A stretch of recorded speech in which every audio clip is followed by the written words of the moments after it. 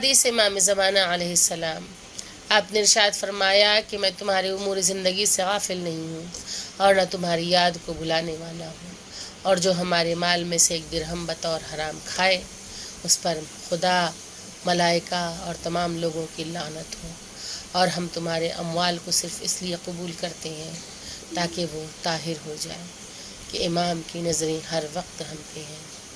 ہمارے امور زندگی سے امام غافل نہیں ہے بلکہ وہ سب کچھ دیکھ رہے ہیں، اور نہ ہی امام نے ہم کو بھلا دیا ہے بلکہ امام تو ہمیں ہر وقت یاد کرتے رہتے ہیں۔ یہ تو ہماری کوتاہیاں ہوتی ہیں کہ ہم اپنے زمانے کے امام کو بھلائے ہوئے ہیں، یہ ہماری کوتاہیاں ہیں کہ ہم دنیا میں بالکل لگ چکے ہیں اور اپنے آقا و مولا کو فراموش کر چکے ہیں، یہ ہماری کوتاہیاں ہیں کہ ہمارا مولا آج بھی 313 مومنین کے لیے ترس رہا ہے۔ پروردگار عالم ہمارے مولا کے ظہور میں تعجیل فرمائے۔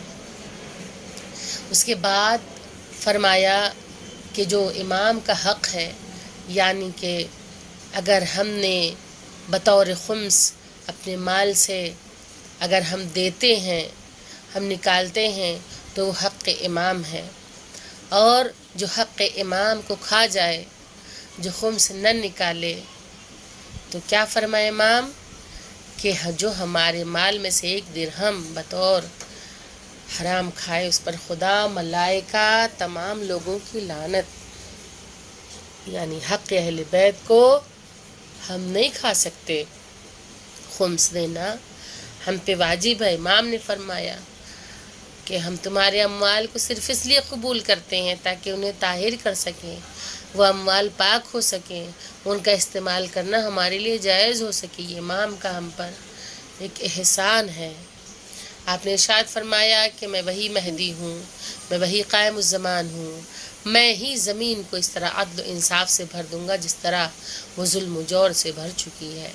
زمین حجت خدا سے خالی نہیں رہتی ہے۔ تم میں سے ہر شخص وہ کام کرے جس سے وہ ہماری محبت سے قریب ہو جائے، اور اس کام سے دور رہے جو ہماری ناخوشی اور غصے کا سبب بنے۔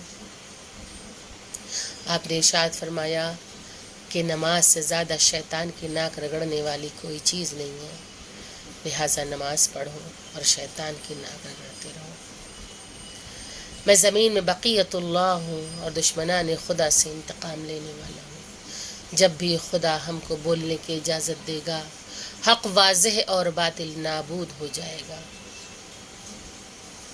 امام نے کہ اس قول سے یہ ظاہر ہوتا ہے کہ نماز کیا درجہ رکھتی ہے، کیا مقام و منزلت رکھتی ہے۔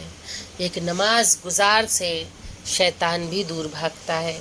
نماز وہ شے ہے کہ جو انسان کو برائیوں سے بچاتی ہے۔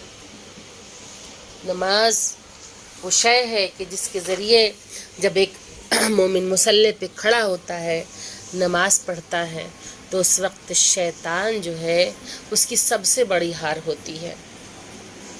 اگر انسان نماز پڑھتا ہے، خدا کا سجدہ کرتا ہے، تو گویا اس نے شیطان کی ناک رگڑ دی۔ لہٰذا نماز پڑھو اور شیطان کی ناک رگڑتے رہو۔ آپ نے ارشاد فرمایا کہ غیبت تامہ واقع ہو چکی ہے اور اب ظہور اذن خدا کے بعد ہی ہوگا۔ میں جس وقت بھی خروج کروں کسی طاغوت کی بیعت میری گردن میں نہ ہوگی، یعنی نہ میں تقیہ کروں گا اور نہ میں کسی کے مقابلے میں خاموش ہوں گا، کیونکہ ایک لمبا دور گزرا کہ جب امام کے چاہنے والوں کو اپنا ایمان چھپانا پڑا، کہ جسے تقیہ کا نام دیا گیا، جسے تقیہ کہا جاتا ہے، کہ جہاں جان کا خوف ہو، عزت و آبرو کی خوف ہو، تو کہا وہاں پہ تقیہ اختیار کرو۔ تو امام جب آئیں گے تو امام تقیہ کے عالم میں نہیں ہوں گے، بلکہ امام علی الاعلان اور کھل کر حق بات کہیں گے، اور دشمنوں کے مقابلے میں خاموش نہیں رہیں گے بلکہ ان سے جنگ کریں گے۔ آپ نے ارشاد فرمایا کہ اللہ ہم کو اطاعت الہی کی توفیق، معصیت سے دوری، صدق نیت، اپنے احترام کی معرفت کی روزی مرحمت فرما، اور ہم کو راہ ہدایت و استقامت عطا فرما۔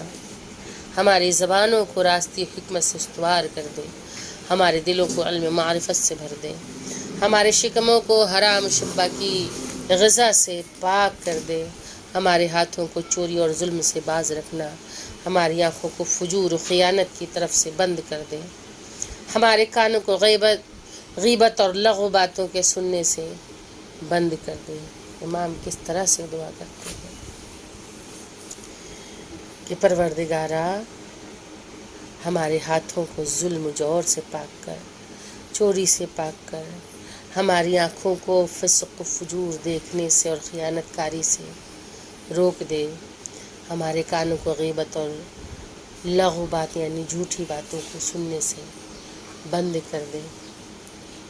لیکن اگر دیکھا جائے تو معاشرے میں یہ تمام چیزیں عام ہیں، اور امام کیا چاہتے ہیں کہ ہمارا چاہنے والا بھی اسی طریقے سے ہو جس طرح سے امام دعا کر رہے ہیں۔